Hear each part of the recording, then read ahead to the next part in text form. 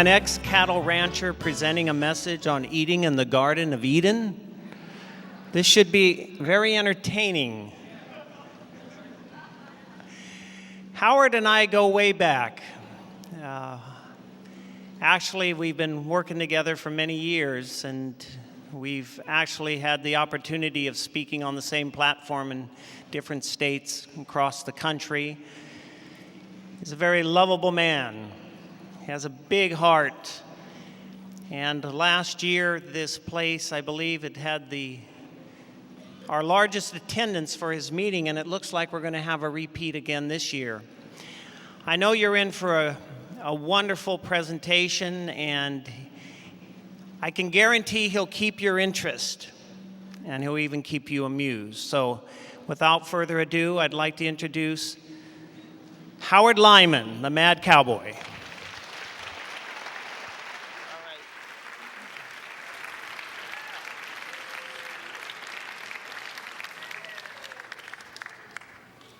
You know, you should never applaud for somebody until you hear what they have to say. Absolutely, totally impossible to get it back. We've got to organize this group right now. I can see right now that you are really confused. Most of you out there are fanning yourself like this. That's incorrect. Do it this way. I can use the air.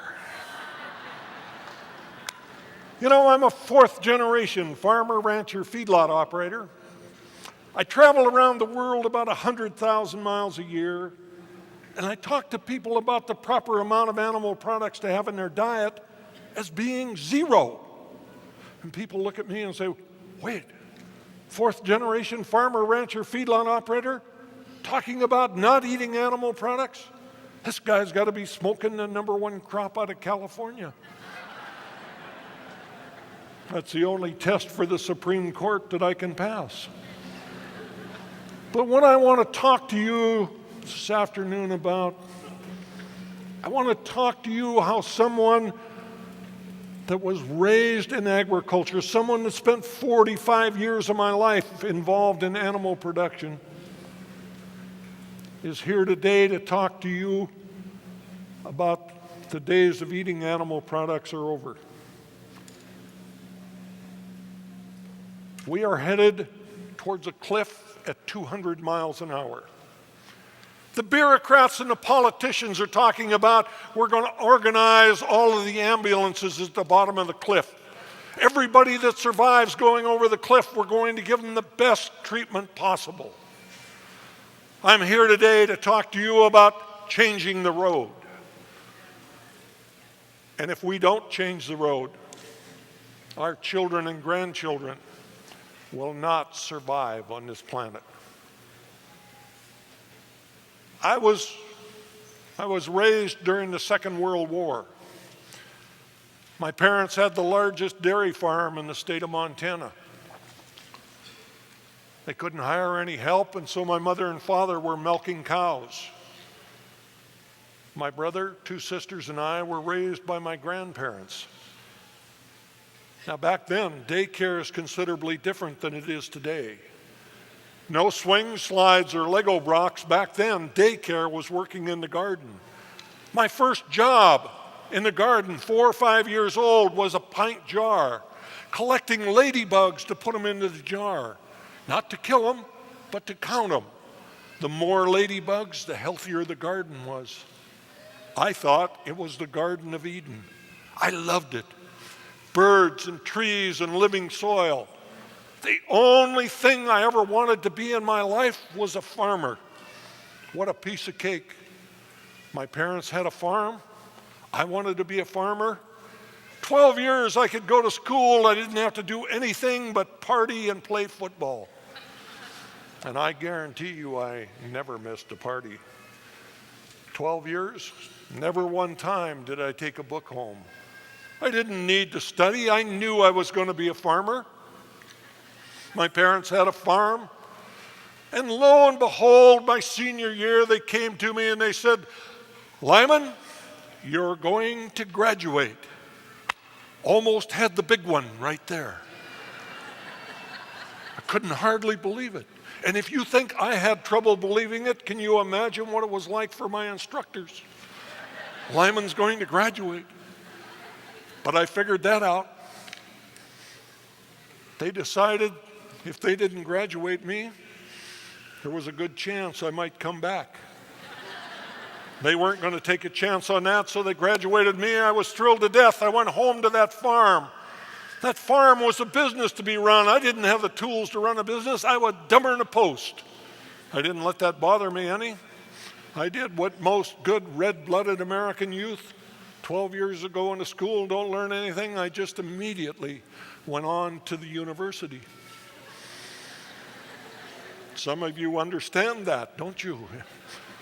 I went to Montana State University because I wanted to be an agribusinessman. Now, I couldn't spell agribusiness, but I knew that's what I wanted to be. I went to Montana State and I learned a thing that was called better living through chemistry. I sucked that up like a sponge. I ended up graduating with a degree in agriculture. I thought I was the Donald Trump of agriculture. I knew all about herbicides, pesticides, hormones, and medication. I went home and I saw my father and I said to my father, I said, "Hey, Pop, move over. I'm going to take this organic farm and turn it into an agribusiness." He looked at me and he said, "What in the world is that?" And I said, "Well, didn't you ever hear of better living through chemistry?" He said, "No, what's that?" And I said, "Man, we got billions of people in the world to feed. Our job is going to be to feed the hungry, and if we're going to do that, we need to have herbicides, pesticides, hormones, and medication." And my father looked at me and he said, "Wait a minute. Our job is to work with nature." I said, "Oh, that's old-fashioned. My great-grandfather, my grandfather, my father, they were all organic farmers. I was a chemical junkie. I never met a chemical I didn't like."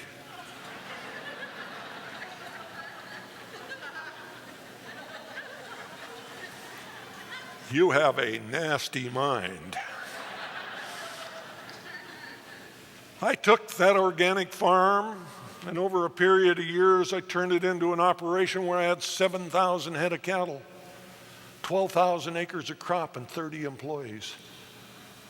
I'll tell you, I thought I was Donald Trump of agriculture, and just when I was on top of the world, 1979, I got a wake-up call. I ended up paralyzed from the waist down. My doctor told me, he said, "You have a tumor on your spinal cord. If that tumor is on the inside of the cord, you have less than one chance in a million you will ever walk again."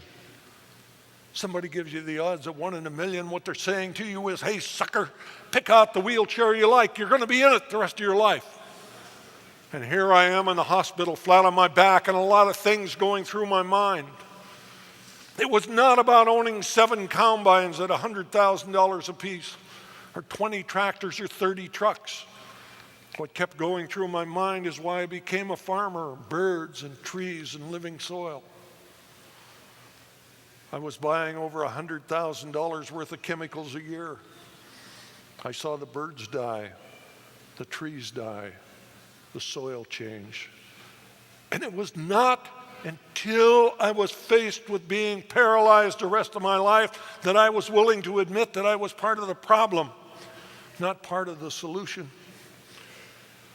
And there I am.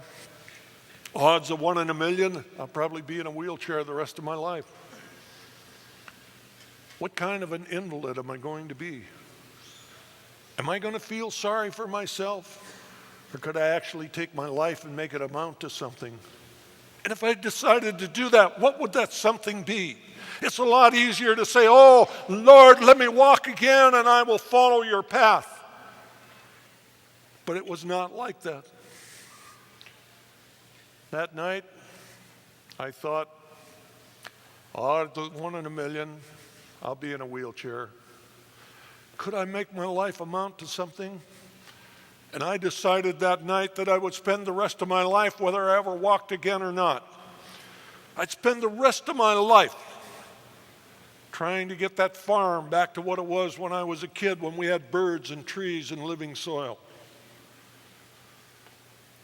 Now I knew that when I came out of that operation, when I was in ICU, I knew that if I asked the nurse, I said, "How did it go?" I knew she was going to say, "Oh, it was terrific, no problems."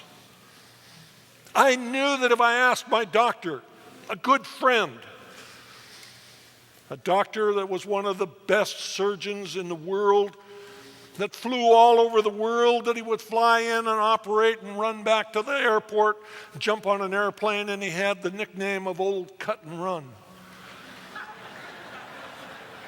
I knew that if I asked my friend, "How did the operation go?" I knew he was going to say, "No problem, everything went well."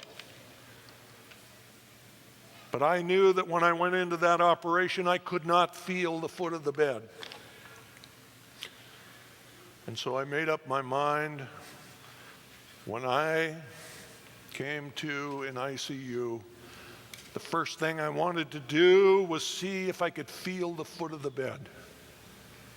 They took me up and operated on me for 12 hours.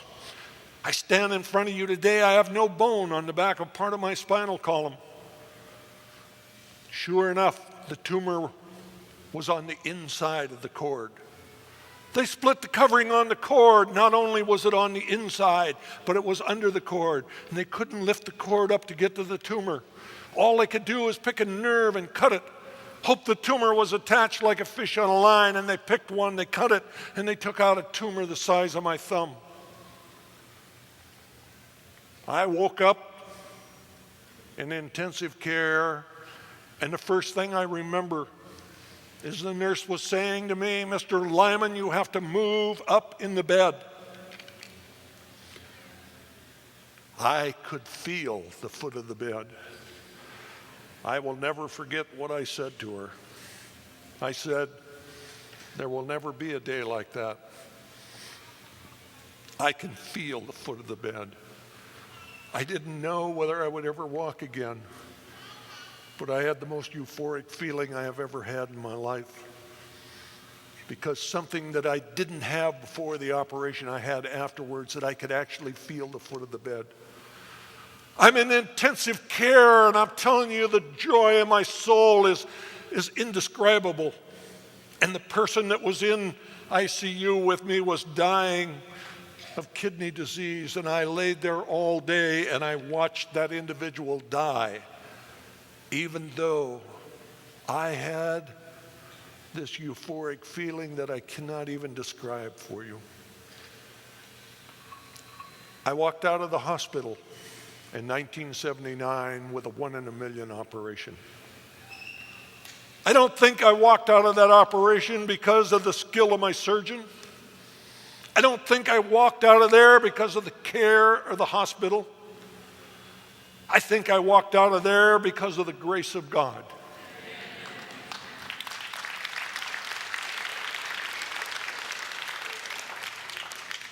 Every morning, when I put my feet on the floor and I can feel the floor, I thank God for the operation that gave me the ability to go out and try to fulfill the commitment I made when I never knew whether I would ever walk again. From 1979, I have basically committed myself to fulfilling that commitment. Now, when I walked out of the hospital, what I had learned in Montana State University was nothing more than brainwashing. I knew that I had to go and re-educate myself. And the first book I got was Rachel Carson's book, Silent Spring. First time I understood what was happening to the birds and the trees and the soil. And then Frances Moore LePay, Ellen White. And all of a sudden, I thought what we needed to do was become organic farmers. 2 years from the time I was paralyzed until I could operate my own farm again, 7,000 head of cattle and 30 employees. I don't need to tell you what the financial shape of my farm was. And I went and saw my banker, and I said to my banker, I said, "I need your help. We need to start farming with nature." My banker reared back in his chair. And he said, what in the world does that mean? I said, I think we need to become organic farmers. And he looked at me and he laughed. He said, you want me to lend you money? You're not going to spend it with my other customers, the chemical dealer, the pharmaceutical dealer, the fertilizer dealer. He said, there will never be a day like that. And so 1983, I sold my farm and I paid my debts. But I didn't give up on what I set out to do. I kept working with other farmers not to make the mistakes that I made. 1987, I got a phone call. And they said to me, how would you like to go to Washington, D.C. and work on Capitol Hill? I can remember looking up and saying, oh, thank you, Lord. 535 members of Congress, I just absolutely knew they wanted to do what was right. I went to Washington, D.C. I worked 5 years on Capitol Hill. If you remember nothing else that I say today, I'd like you to remember what I learned 5 years working on Capitol Hill. I learned a thing that was called the golden rule. Them that got the gold make the rules. And after 5 years, I said to my friends, this game is rigged. The deck is marked. We will never win in Washington, D.C. And my friends, they looked at me and laughed and said, well, what are you going to do?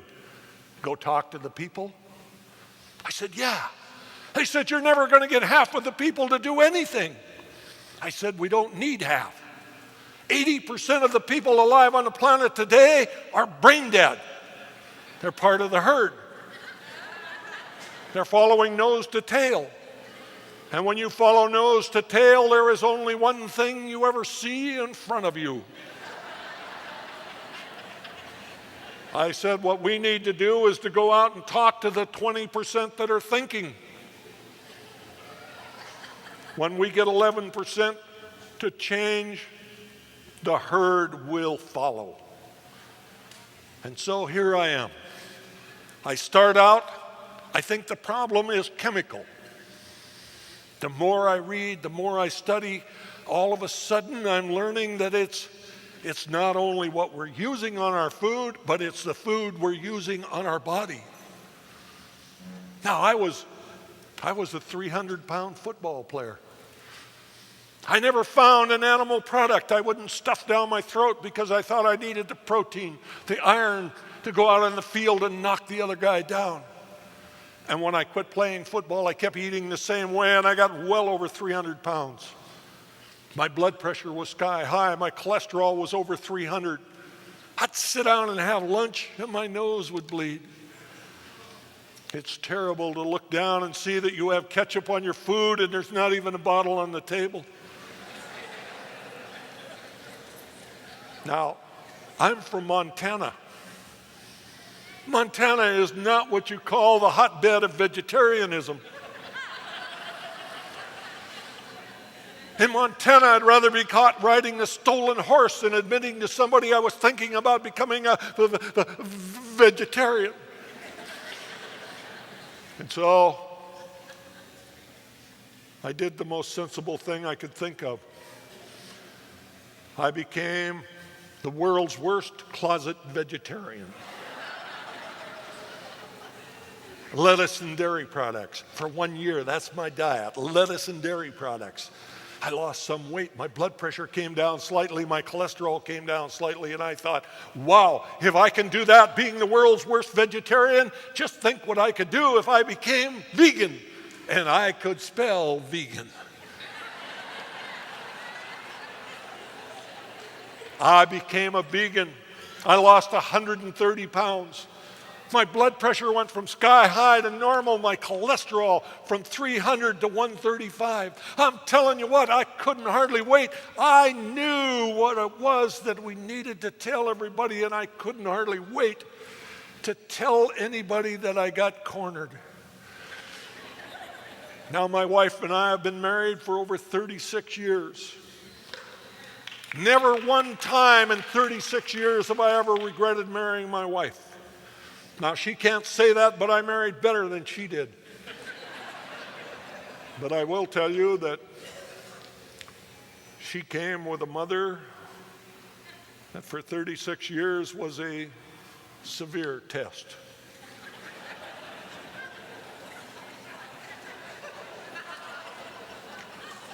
And here I am, thinking that I was going to tell her something that had the potential to extend her life.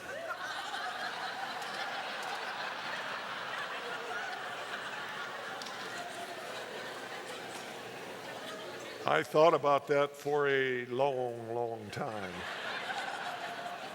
But I thought it was a Christian thing to do, and so I picked up the phone and I called my mother-in-law and I said, "Hey, Marge, I'd like to tell you about my new diet." Over the phone, I heard it go click. I can distinctly remember looking up and saying, "Thank you, Lord." But the more I thought about it, I thought maybe it was too direct of an approach. So I called her back. And I said, "Marge, why don't you and Ralph come to our house for Thanksgiving dinner?" She said, "You won't have turkey." I said, "If you come to our house for Thanksgiving dinner, I guarantee you we'll have turkey." She agreed to come. She knew she had me eating crow. Thanksgiving Day, my mother-in-law came in the house like a rocket. Immediately to the oven. She jerked open the oven. No turkey. She looked in the refrigerator. No turkey. She even looked in the dryer. No turkey. And she said to me, "You guaranteed we'd have turkey." I took my mother-in-law by the hand. Fortunately, I was wearing my gloves. I took her to the back door and I opened up the back door, and in the backyard I had a live turkey.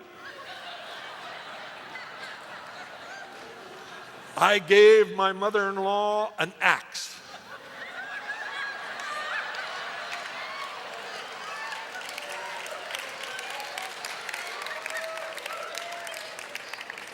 Not a real good idea to give your mother-in-law an axe.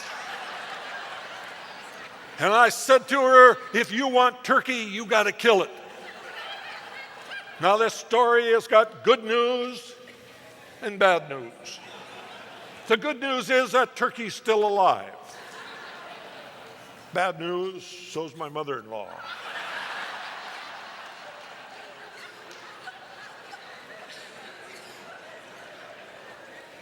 But you know, I learned that you cannot go and point at somebody and say, "Let me tell you what you ought to eat." You can see their eyes roll up. You can actually hear their ears slam shut. They don't want to hear what you have to say. And so, what I want to share with you is what I have learned in this journey. The journey is to go and walk your talk. Wait for people to come and tap you on the shoulder and say, "Are you one of those V people?" And then you have a 35-second window of opportunity of telling them why. Remember, it's a 35-second window of opportunity, not a 3.5-hour dialogue.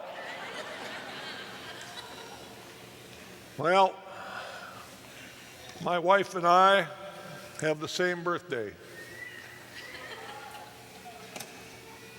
She is a year older than I am.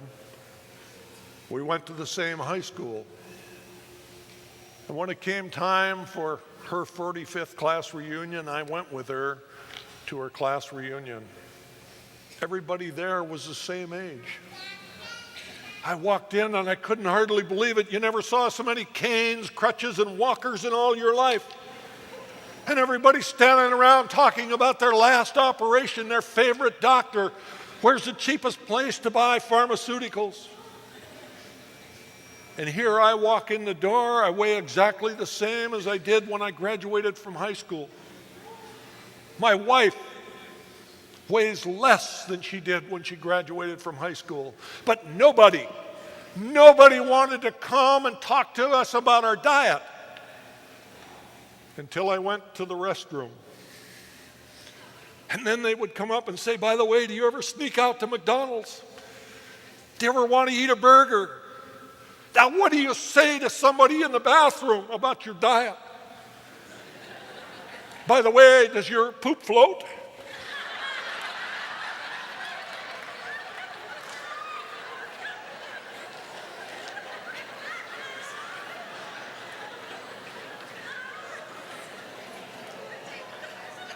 But you know, we are headed towards that cliff.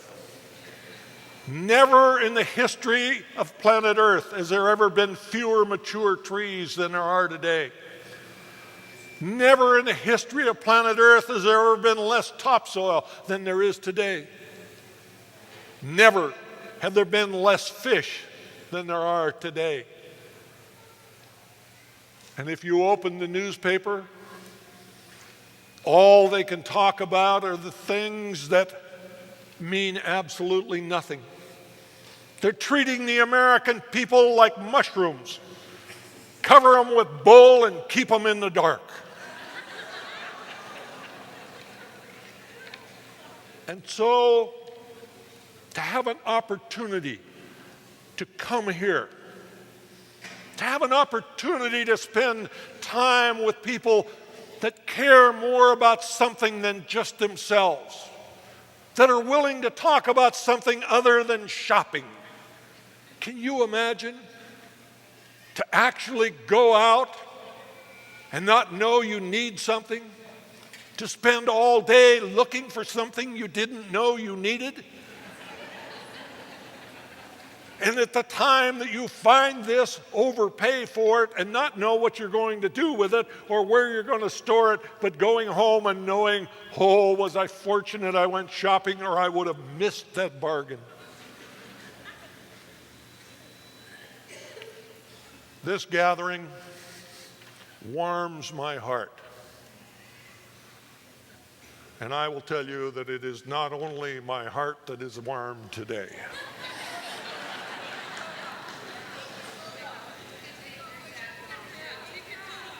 But you know, our job is to start becoming critical thinkers. It's about time to look at what's going on around us. The famous German philosopher Goethe said, "We hide everything in plain sight." And we sure do. On my farm in Montana, I had a virus that attacked my cattle. It was called thrombosis and meningitis. A virus that would attack the brain of a perfectly healthy animal, raise the temperature of the brain to the point where in a very short period of time the animal became brain dead. It was perfectly healthy, but it didn't know enough to eat or drink. And it stood there and starved to death. On my farm, I lost 10% of my animals. Financially, it was devastating. And in 1990, I heard about a problem in England that was called bovine spongiform encephalopathy, mad cow disease. I went to the Library of Congress, I looked it up, and it said, many think it's a slow-growing virus or a bacteria. But in England, the first animal was identified in 1986. By 1990, it was an epidemic. They actually ended up killing over 4.5 million head of cattle, incinerating them at over 100 degrees Fahrenheit. And after that, the ash was still infectious, and today it's stored in a World War II blimp hangar because it is still infectious. And so they thought, can't be a virus, can't be a bacteria, maybe it's an abnormal protein. A normal protein is in a spiral. An abnormal protein is laid out like a slipper. Remember, a protein has no RNA, no DNA. It is not alive. You can't kill something that's not alive. And all of a sudden, we have an epidemic. Well, 1990, I started traveling around the United States. I started talking to people about mad cow disease. At that time, they thought I was the one that had holes in my brain because nobody had ever heard of it. And in 1996, I was in England to testify at the McLibel trial, and sure enough, the Minister of Health stood in front of Parliament and said, we no longer can assure the English people that mad cow disease cannot be transferred from cows to humans. The National Cattlemen's Beef Association said it was the exploding powder keg that was heard around the world. I was the only person from the United States and England at that time that was willing to talk about mad cow disease, and I did 70 press conferences in 9 days. I will never forget the hotel I stayed in. They took the breakfast room, turned it into a press gallery. Italian television came, set up their camera, their lights. I did an interview with them. They took down their camera. CBS came and put theirs up. I did an interview with Dan Rather, and then NBC, ABC, French television. And when I finished, I was to do an interview with BBC World Service Tonight. They sent a limo to my hotel to pick me up. I walk outside, and here's a guy in a blue suit and a limo driver's hat, and he jumps out of the car and he opens the back door for me. I told him, I said, I'm a farm boy. If you ever do that again, I will break your arm. He took me down to BBC Radio to do World Service Tonight. I'm talking to the producer, and I said to him, I said, how many stations is this on? He said, well, I don't know. He said, we're in 200 countries. 200 countries? He said, yeah, a few thousand stations. I went from a farm boy to a celebrity just like that. I was to do an interview with BBC television. As soon as I finished, I walk out. My limo is waiting for me. Needless to say, the driver did not open the door for me. I get in the car. BBC television is directly across the street. We did a U-turn. I told him, I said, I could have walked over here. When I finished, I went back to my hotel, 7 newspapers waiting to interview me. It was like this day after day. And so I finished, and I came back to JFK Airport in New York City, and I'm walking down the runway, and over the loudspeaker I heard, Howard Lyman, pick up a white paging telephone. Well, being a celebrity, I looked to my entourage. I was alone. I picked up the phone. It was Oprah Winfrey. And Oprah said, we're thinking about doing a show that's called Dangerous Food. Could it happen here? If I send you a ticket, would you come to New York, appear on television in front of a few million people? Well, being a celebrity, I did not jump at that opportunity. I waited a good 4 or 5 seconds before I agreed. Oprah sent me a ticket. I flew to Chicago. I get off of the airplane. I'm walking down the runway carrying my suit, and here's a guy in a blue suit and a limo driver's hat, and he's got a sign, and the sign says, Lyman. I said to him, I said, you wait 5 minutes. I'd like to get a camera. I'd like to take a picture of this. And he said, no. Took me out, put me in a limo. I swear this is true. That limo was so long, I had a phone to talk to the driver. I was embarrassed. Luckily, the windows were frosted. Nobody could see. They took me down. They put me in a suite. The suite was larger than the home I was raised in with my parents, 2 sisters and a brother. Next morning, I'm up bright and early. I got my suit on. I go down and get into my limo, and I meet Oprah for the first time. I walk in, and Oprah comes up to me, and she says, you know, I saw the movie Babe 5 times. I will never again eat pork. And I looked up and said, oh, Lord, this is going to be a good day. I'm sitting in the green room, and every one of you guys are out here that if you're ever going to get on television and talk to millions of people, it's your wife's responsibility to call you up and tell you exactly what to say. My wife called me.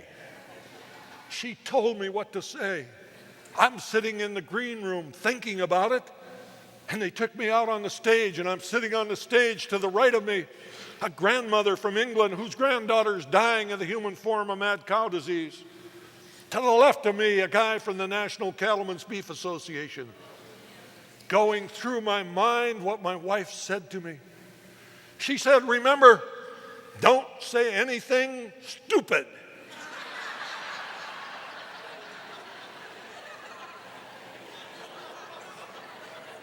Now, I'm trying to figure out whether there's a comma in that sentence or not.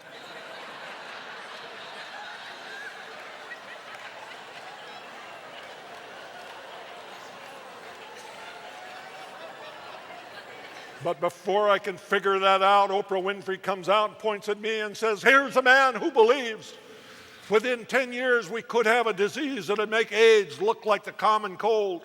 And I said, absolutely. And Oprah said, that's a strong statement. I said, Oprah, we have 100,000 cows a year, fine at night, dead in the morning. We round them up, grain them up, feed them back to other cows. We collect roadkill, deer, elk, possum, raccoons. We scrape them up, grind them up, feed them to cows. Then we take euthanized pets, dogs and cats full of chemicals that were used to kill them. City of Los Angeles alone, 200 tons of dogs and cats a month are ground up, turned into feed, and fed back to our pets or our food animals, even though we know the chemicals that were used to kill them are not broken down in the rendering process.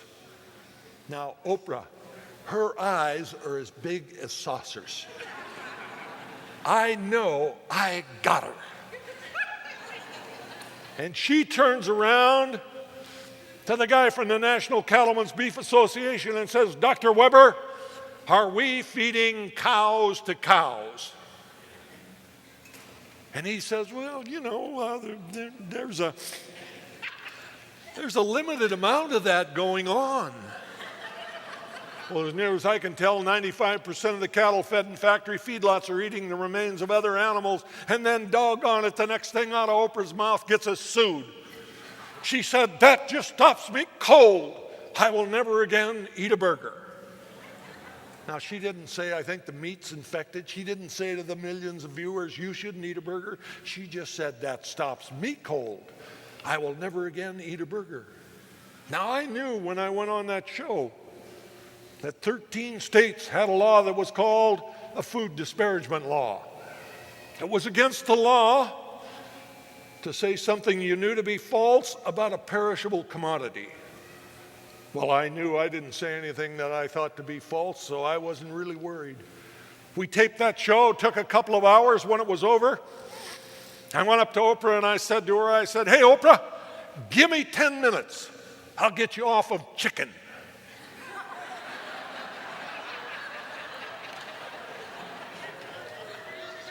And she said, only one animal a day.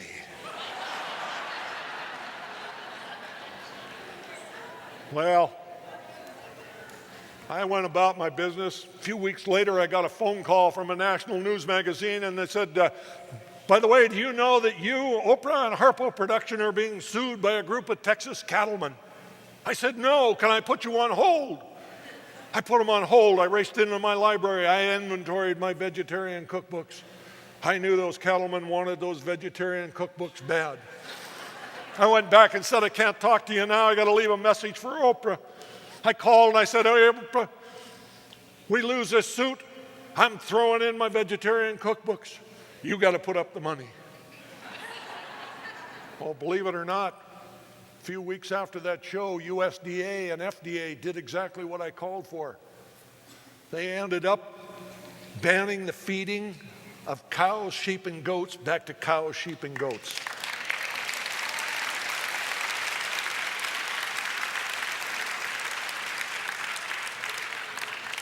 I thought, man, we're going to go to down to Amarillo, Texas. And you know, the judge, a 72-year-old lady, tough old heifer. I thought sure she would just pick up the hammer and slap it down and say, case dismissed. I don't know how many of you have been to Amarillo. It's not the end of the world, but it's clearly visible from there. If you decide to give the world an enema, you take the hose to Amarillo. The largest employer was a slaughter plant, killing cattle. Well, we show up in Amarillo, bumper stickers all over Amarillo that said, the only mad cow in Texas is named Oprah. Keep going. I knew we were in trouble. I went to my lawyer and I said to my lawyer, I said, you know, we need a change of venue. We went to that sweet 72-year-old judge and we said, Your Honor, we'd like a change of venue. She picked up the hammer, slapped it down and said, motion denied. Bring in the jury pool. 140 people marched into the courtroom. You never saw so many hats, boots, and belt buckles in all your life. I leaned over to my lawyer and I said, you know, we better write the appeal today. I don't think we have a chance. At the end of the day, we had 12 jurors absolutely steeped in the cattle culture. I knew that it was going to be tough going in Amarillo. I'm sitting talking to my lawyer and he said to me, he said, you know, they're going to call you to the stand. The first question they're going to ask you is it not true that you are a vegetarian? I said, I can handle that. He said, you better or we'll lose. Sure enough, they call me to the stand. I'm sitting on the stand. The plaintiff's attorney, he's looking at the jury and he's laughing and snickering and saying, Mr. Lyman, is it, I can't hardly say it, he said, is it not true that you are a vegetarian? And I looked at the jury and I said, I will not apologize for that has saved my life. And the jury, they're nodding their head, and never again did they ask me in that entire trial whether I was a vegetarian. But they asked me every other question you can imagine, day after day on the stand, and I'll never forget. The plaintiff's attorney looks at me and says, Mr. Lyman, has anybody ever called you irresponsible? And I said, yes. My lawyer is sitting over there going, no, no, no, no. The plaintiff's attorney thinks he's found the key to the Gordian knot, and he's saying, who? And I said, my wife.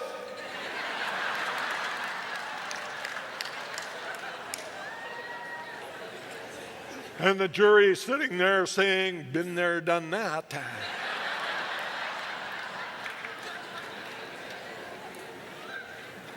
Well, 6 weeks in Amarillo, a jury steeped in the cattle culture came back and found Oprah, Harpo Production, and myself not liable. The cattlemen.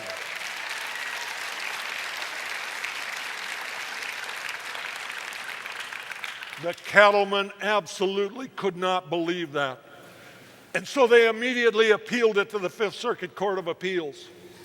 In a year, in the Fifth Circuit Court of Appeals, we get a unanimous panel decision that says that Oprah, Harpo Production, and myself are not liable. And then, in their opinion, they said everything Lyman said on that show was true, and the truth is not actionable. Well, the cattlemen asked for a rehearing. It was denied. And then they actually sued us in state court. Can you imagine, after winning in federal court, winning in appeals court, then suing us in state court? But you know, not being from the state of Texas, thank the good Lord, I was able to move it from state court to federal court. 6 years after they filed suit, the judge finally threw out the case with prejudice, which meant it could not be refiled. Hundreds of thousands of dollars I spent to prove that you could go and say what was the truth to the American people.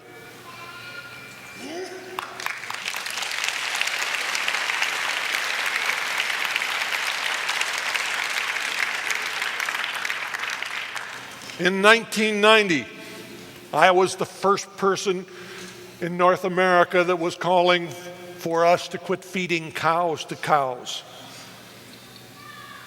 I kept saying we are killing 35 million head of cattle every year, and in 13 years we tested less than 57,000 animals, which was like sending a blind man to find a needle in a haystack. We have 100 million head of cattle in this country, and in 13 years of slaughtering over 400 million, we tested 57,000. France, a country that has 11 million head of cattle, tests 66,000 a week. And so I keep talking to the American people that we have a government program that is basically don't look, don't find. And lo and behold, on the 23rd of December in 2003, the cow that spoiled Christmas showed up because we actually made a mistake and tested a cow that really had mad cow disease. Now the Secretary of Agriculture got up and said, nothing to worry about, there's only the one animal in the entire 100 million that are out there. And just to show you that that's true, they hired a blue ribbon panel of the best experts in the world to come and check what we were doing, because 50 nations around the world decided we would no longer buy beef from the United States. The blue ribbon panel that they fully expected were going to come back and say, yep, you're doing everything right. They came back with the most shocking news in the world. They said, mad cow disease, bovine spongiform encephalopathy is endemic in the United States cattle herd. And not only is it endemic, it is still being amplified because we are feeding ground up cows to pigs, chickens, turkeys, and horses, and pigs, chickens, turkeys, and horses back to cows. We know that it can be transferred from one species to another. But the profit of a few multinationals are much more important than the health of millions of Americans. This disease in cattle, from the time they're infected till they show the symptoms, is 3 to 7 years. The average lifespan of cows in the American herd, the milk cows, is 4 years old. Does not mean they're not infected, but they don't show the symptoms. Well, at the same time that our government is saying that the human form of mad cow disease, Creutzfeldt-Jakob disease, only comes for one individual per million. That means that we have no more than 290 cases in the United States of America. But in 1900, we had no cases of another dementing disease called Alzheimer's, and today we have over 4.5 million people that are being diagnosed with Alzheimer's. When they took people that had Alzheimer's, when they died and they removed their brain and put it under the microscope, they found in 2 studies, one at the Pittsburgh Veterans Hospital and the other at Yale University, between 5.5% and 13% were misdiagnosed that really had CJD. There are 500,000 people a year in the United States dying, being diagnosed as Alzheimer's. If 10% of them are misdiagnosed, that means we have over 50,000 cases of the human form of mad cow disease in the United States. Our government said we should have 290, and we got over 50,000. Where are the 49,000 plus coming from? I believe that Alzheimer's is also a spongiform disease. I believe that it is a different spongiform disease than the one that is giving us CJD. But the fact of it is, we're treating the American people like they do not matter.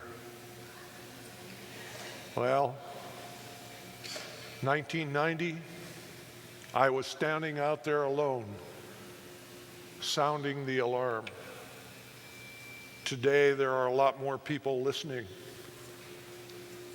The second suspected case of mad cow disease happened in Texas, and believe it or not, our government, after repeated phone calls up the chain, decided that they were not going to test the animal that killed it, ground it up and turned it into feed and fed it back to animals. And if you notice this morning, yesterday, another animal in the United States turned up positive for mad cow disease. We have over 50 countries around the world that will not buy our product because Japan, for example, every animal that goes to slaughter in Japan is tested for mad cow disease. They are tested with a test that was developed in the United States of America. In Europe, every animal over 30 months of age is tested.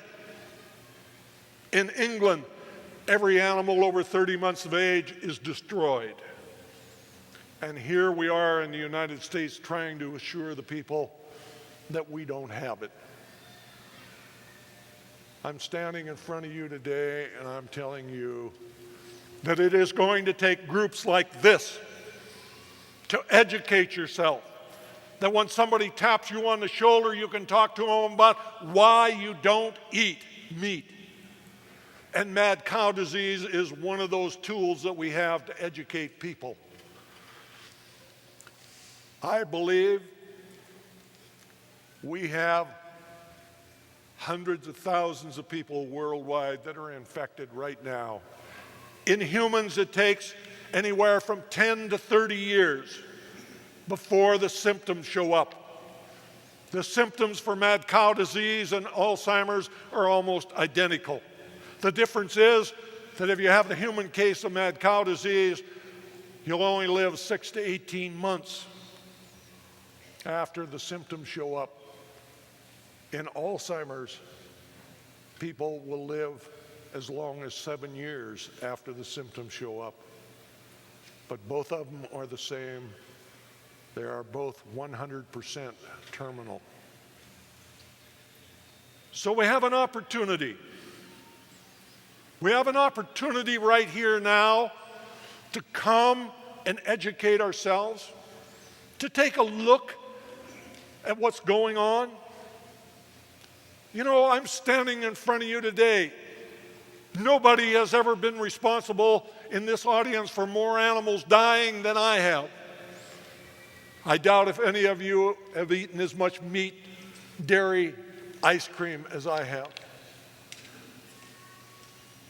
On my farm in Montana, 10 of my friends used to come to my house and play cards. Of those 10, we were all in the same business, about the same age. Of those 10, I'm the only one that hasn't had cancer, heart disease, or died.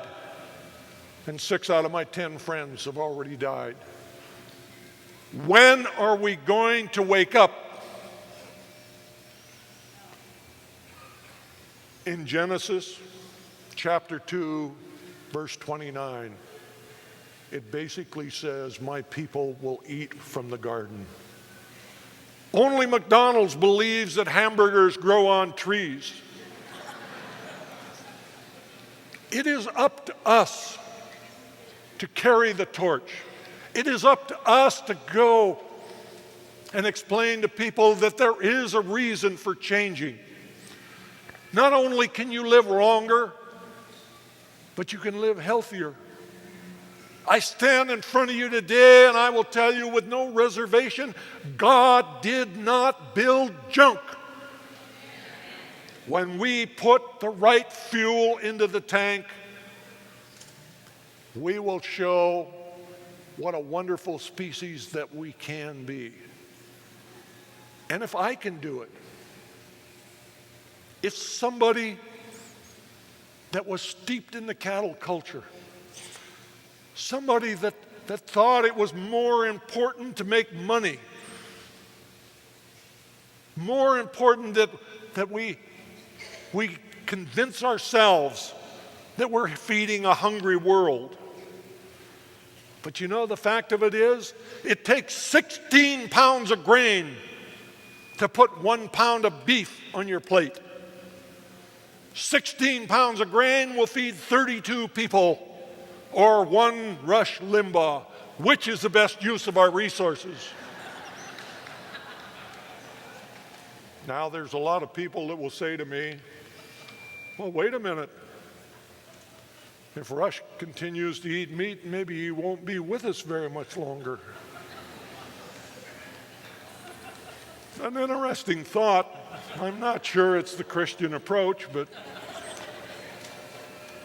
you know, we have twice as many people on the planet today as the day I was born. And if I live to the age I aspire to, that number will double again.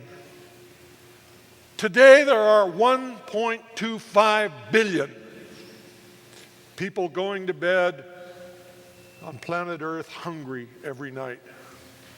At the same time, there's 1.25 billion people that are going to bed overweight and obese. 2 out of every 3 Americans today are overweight or obese. 1 out of 2 are dying of heart disease. 1 out of 3 are coming down with cancer. 1 out of 4 are dying of cancer. Diabetes is growing at a phenomenal rate. When are we going to wake up that the fork is the most dangerous weapon in the arsenal of the Homo sapiens? When are we going to realize that we're digging more graves with our fork than any other tool? You know, it's easy to basically say, well, you know, Danny needs to do something about this. Now, why should we worry? Because Danny has got Charisse to help him. And if that isn't enough, he's got a whole flock of kids. They ought to be able to handle it. Well, the fact of it is, each and every one of us has a responsibility. I would like to stand up here and say to you right now, nothing to worry about. Somebody's going to take care of it. Somebody's going to make it happen. Somebody's going to go out and hold conferences like this and bring people in and educate them. End up making videos and distributing them around so other people can take a look at it and they can get involved. I hate to tell you that, but the somebody that needs to get involved is the one that's sitting in your chair. Every one of us. You know, I can't do everything in the world, but I have total control over what I can do. I can't imagine how many times I've said to myself, I've done my share. What do you think? What do you think the payment is on being able to walk again? Do you realize that every morning that I get up and I put my feet on the floor and I thank God, there is no limit. There is no limit on what I should do for the gift that I've been given. We need to understand that we have a personal responsibility. When Danny called me and asked me if I would come and talk, I told him there's a lot of people that have a better message. You can definitely see that the speaker that preceded me looked a lot better.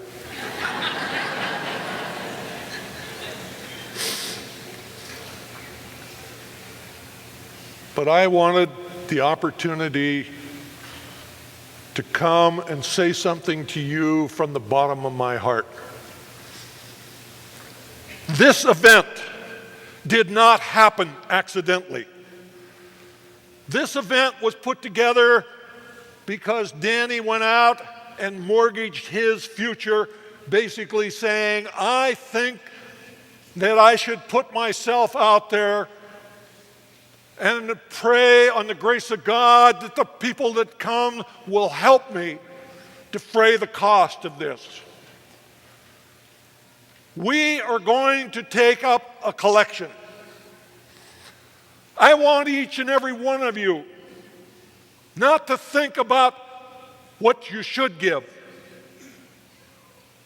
but I want each and every one of you to think, what would it be like if you gave more than what you thought you should give? A few years ago, I was at a conference, North American Vegetarian Congress, and a person in the audience stood up and said, I'll put up $5,000 if you will sing Cows with Guns. And I looked at that individual and said, I do not sing that cheap.